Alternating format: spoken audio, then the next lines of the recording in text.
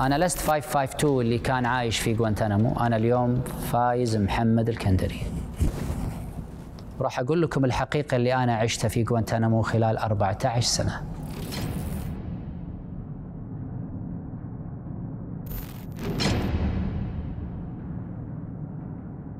فايز أخ وصديق طفولة، يعني أعمارنا متقاربة، فمن صغرنا وإحنا مع بعض سواء في اللعب أو في البيت. فايز يعني كان أكبر منه، يعني أنا صديق أخوانا الصغار بعمر أخوانا الصغار، لكن للأمانة كنت يعني أتمنى أن أروح بيتهم لأنه كان يعني رجل مرح معنا. سنة 2000 ذهبت أنا الدراسة الدكتوراه في كندا، وكان فايز يعني من المودعين هو مع إخواني، فشوف العلاقة كانت قوية جدا مع فايز بحيث أنه هو جاء ودعني في المطار، وبنفس الوقت كان هو ناوي يروح يعني يعمل أعمال خيرية في باكستان وأفغانستان علشان والدته ويدته كانوا مرضى، فمن باب داووا مرضاكم بالصدقة.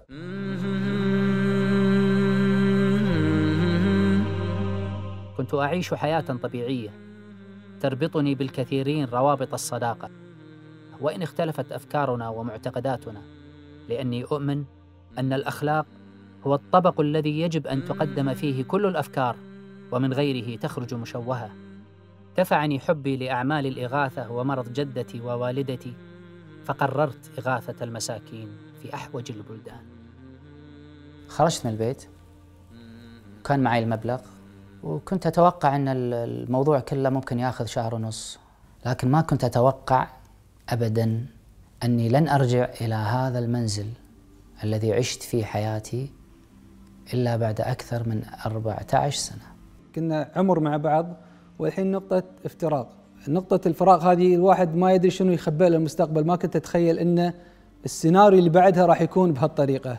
وصلت أفغانستان في آخر أغسطس، أريد أن أبحث عن أكثر الأماكن حاجة لهذا العمل الإنساني، وذهبت إلى هذه القرية تبعد عن المدينة قرابة الساعة بالسيارة، وفعلا كانت تعيش حالة بدائية وحاجتها ماسة لهذه المشاريع الخيرية. فكنت ناوي أني أبني مسجد فيها وأحفر بئرين، لكن وجدت أن هناك مسجد عندهم، لكن مسجد مهدم. فقلت أرمم هذا المسجد وأعيد ويعني أصلحه أفضل من بناء مسجد جديد، لأن الوقت يعني مو من صالحي. أريد أن أنهي هذه المهمة وأرجع مرة أخرى إلى بلدي لأكمل الدراسة. Fayez al-Kandari is a Kuwaiti who's been held since 2002 without charge. My first experience with Fayez was one of in disbelief. I believe that probably having not met him, that he probably had done something, and that it was up to me to probably figure out a way to negotiate some sort of plea on his behalf. But I can tell you, after having met with him more than 50 times, I mean, his story is quite clear. It's very factually easy. In 2001, Fayez went to Afghanistan to repair 2 wells and to repair a mosque, to build a well. In Afghanistan, the American bombing began. فبعد أن انتهيت من إعادة المسجد وكنا نحفر البير، بدأ القصف. طبعا احنا كنا مقطوعين، لا يوجد تلفزيونات في هذه القرية تماما، فما كنا متفاجئين شو اللي قاعد يصير. من خلال الراديو عرفنا أن صارت 11/9 وبدأت الولايات المتحدة الأمريكية هجومها في 7/10 على ما أتذكر.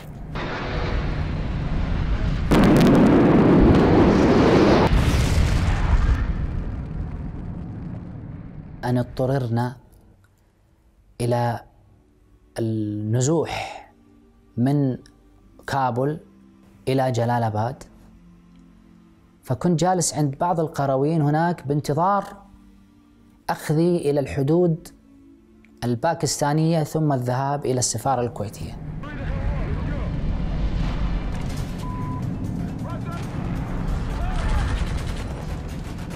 ليس كل من كان متواجد في أفغانستان في فترة الحرب هو يعني ذهب إلى الجهاد، فليس كل الموجودين في أفغانستان لهم هدف واحد من بقائهم في أفغانستان. لكن مع الحرب الشرسة في أفغانستان اضطروا اضطرارا إلى أن يصعدوا جبال اسمها تورا بورا. هذه الجبال على الحدود بين أفغانستان وباكستان. اضطروا اضطرارا إلى سلوك هذا المكان ليذهبوا إلى باكستان. كانت الطائرات الأمريكية وقتها ما تقذف فقط القنابل، كانت تقذف نوع آخر وهي الليفلتس، المنشورات، وكان مكتوب فيها اقبض على عربي تنال $5000.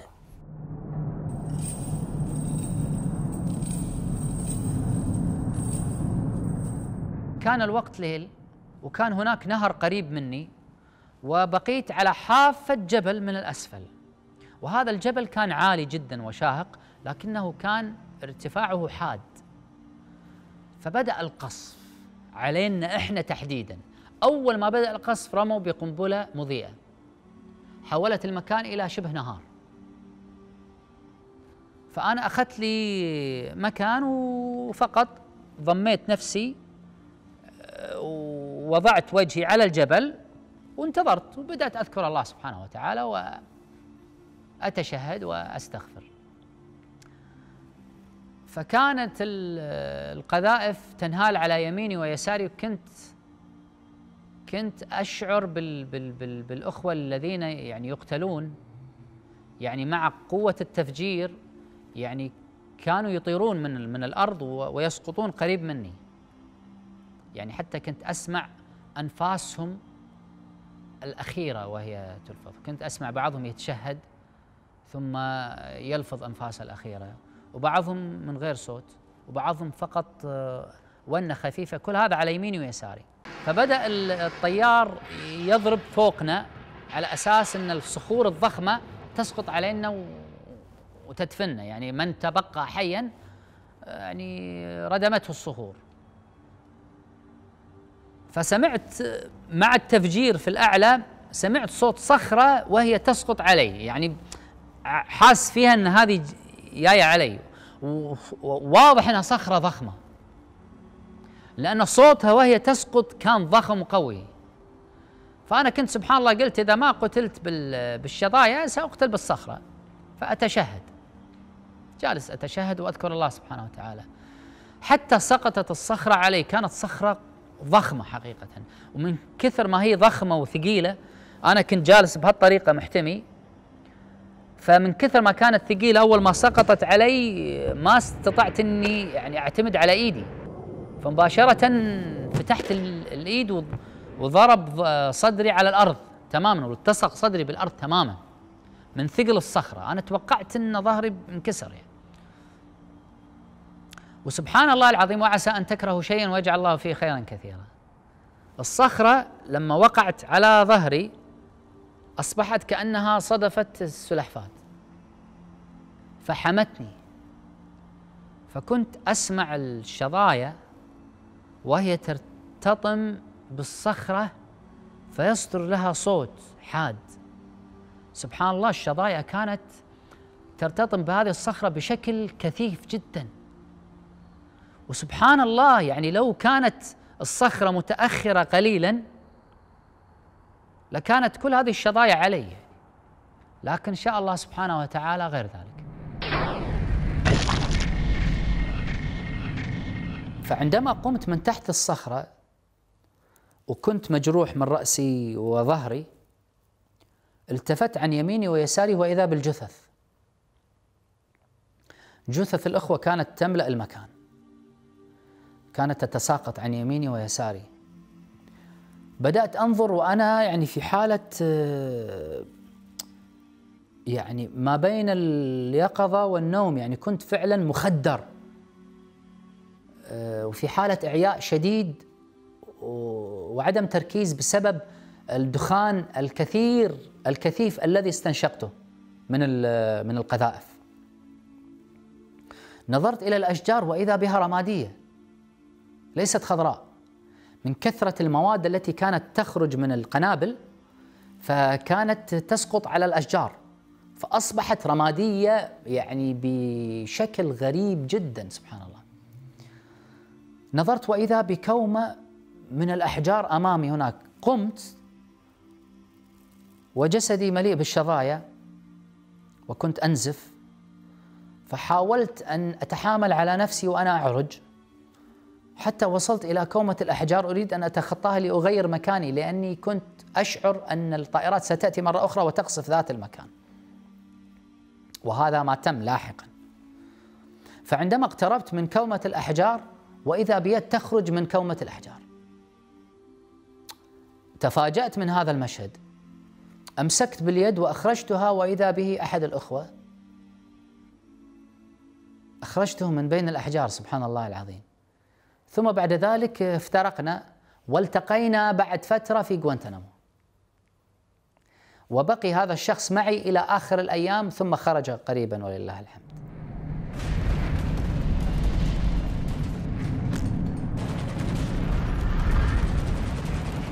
During this time, there was a bounty offered for all Arabs that was in Afghanistan at the time. Fayez tried to get out of Afghanistan, but unfortunately he did not make it. Subsequently, he was sold to American forces.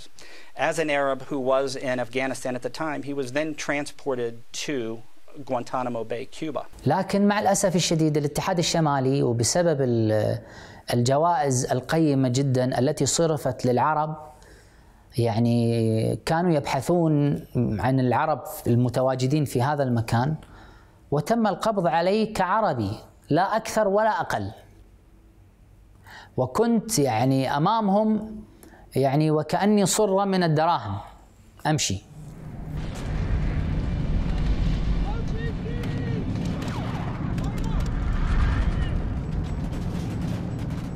أكثر القرى الأفغانية على فقرها وشدتها رفضت هذه المنحة، وما قبل يعني هذا البيع إلا ثلة قليلة جدا ضمن التحالف الشمالي اللي كان أصلا متحالف مع الولايات المتحدة الأمريكية. لكن الشهادة لله معظم الشعب الأفغاني بالعكس ضحى وبذل غالي ونفيس، وبعضهم أسر معنا بسبب دفاعه عنا.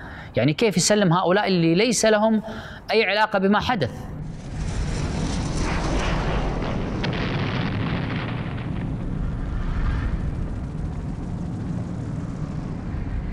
تم اعتقالي في المنتصف من شهر ديسمبر، أول يوم من أيام عيد الفطر في سنة 2001.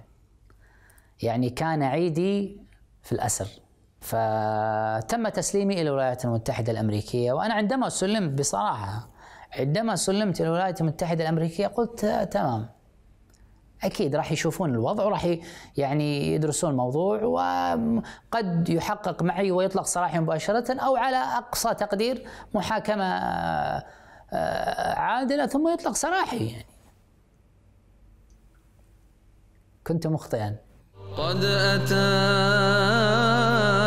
قد أتاك بالعيون الدامعات في الليالي الساجيات. قد أتاك